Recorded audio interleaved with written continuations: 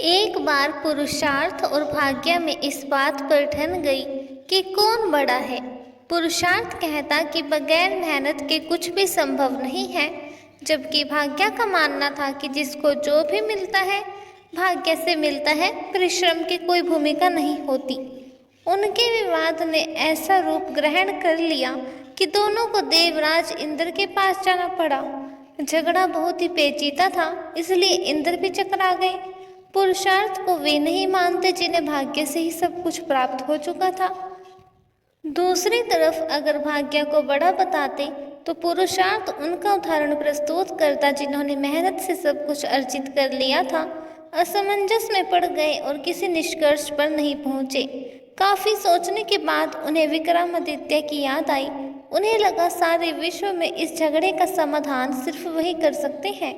उन्होंने पुरुषार्थ और भाग्य को विक्रमादित्य के पास जाने के लिए कहा। पुरुषार्थ और भाग्य मानव भेष में विक्रम के पास चल पड़े। विक्रम के पास आकर उन्होंने अपने झगड़े की बात रखी। विक्रमादित्य को भी तुरंत कोई समाधान नहीं सूझा। उन्होंने दोनों से 6 महीने की मोहलत मांगी और उनसे 6 महीने के बाद आने को कहा। जब वे चले गए तो विक्रमादित्य ने काफी सोचा, किसी निष्कर्ष पर नहीं पहुंच सके तो उन्होंने सामान्य जनता के बीच भेष बदलकर घूमना शुरू कर दिया। काफी घूमने के बाद भी जब कोई संतोषजनक हल नहीं खोज पाए तो दूसरे राज्यों में भी घूमने का निर्णय किया। काफी भटकने के बाद भी जब कोई समाधान नहीं मिला तो उन्होंने एक व्यापारी के यहाँ नौकरी कर ली। व्यापारी ने उन्हें नौकरी उनकी यह कहने पर दी कि जो काम दूसरे नहीं कर सकते हैं वे कर देंगे। कुछ दिनों के बाद वह व्यापारी जहाज पर अपना माल लादकर दूसरे देशों में व्यापार करने के लिए समुद्री रास्ते से चल पड़ा।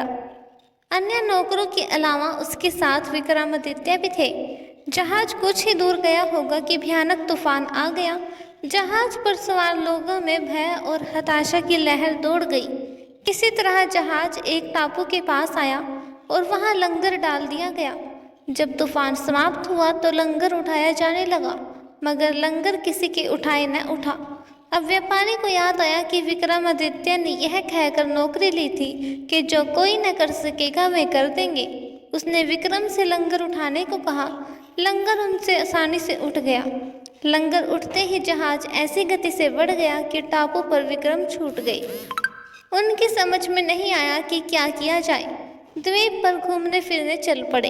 नगर के द्वार पर एक पट्टिका टंगी थी जिस पर लिखा था कि वहां की राजकुमारी का विवाह विक्रमादित्य से होगा।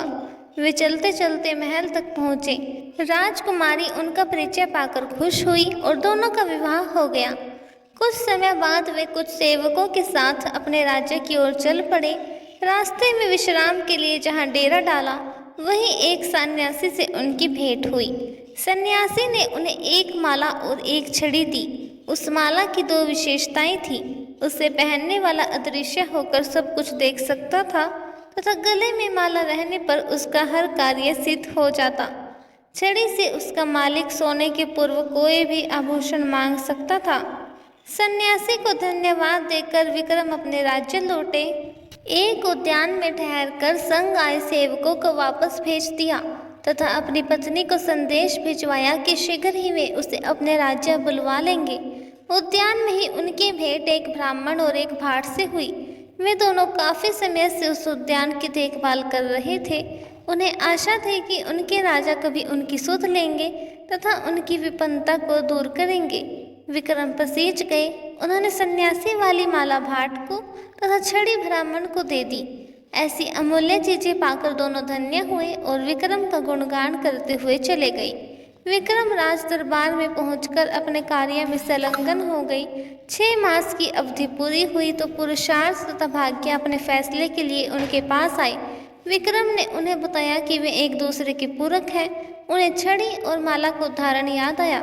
जो छड़ी और माला उन्हें भाग्य से सन्यासी से प्राप्त हुई थी उन्हें ब्राह्मण और भाट ने पुरुषार्थ से प्राप्त किया।